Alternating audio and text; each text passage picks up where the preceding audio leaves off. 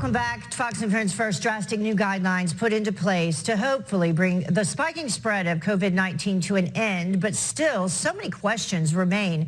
Family physician Dr. Jennifer Caudle joins me now to answer some of your questions on the ever-changing outbreak. Thank you so much for joining us, first of all. We appreciate it.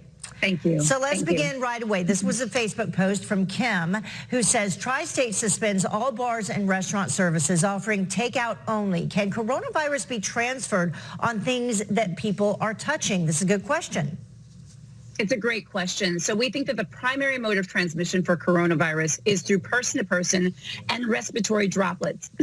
That means when we're standing within 6 feet of each other, respiratory droplets, that's little droplets from our mouth and nose, can be spread to one another and possibly transmit the virus. That's the main way that the virus is transmitted. We're seeing that it can live on surfaces anywhere from several hours to several days, depending on the temperature, the surface, and other variables. So this is actually why it's important to disinfect surfaces too. And the next question from Rick. Lots of folks want to know, why is this virus different from others that we battle? What makes this a panic compared to past flus?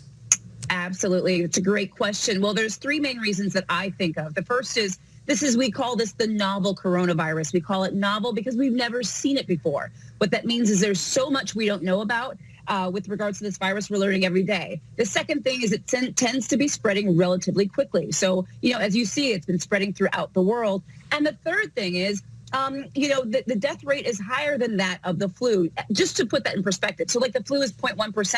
We're seeing a death rate that could be anywhere between 1 and 3%. That's going to change as time goes on. But those are three reasons why this is a different situation. Okay, finally, this is from Tyrone. I get seasonal allergies. Most of us do that have started. Is the only abnormal symptom to look for a high fever?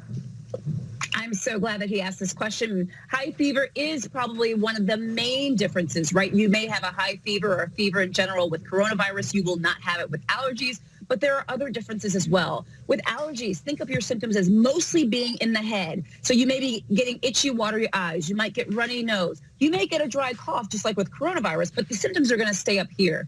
With coronavirus, you can get fatigue, you can get muscle aches, you can get that fever that we talked about, as well, of course, as the shortness of breath and the cough and the fever. All right. Dr. Caudle, thank you so much for joining us. We appreciate it.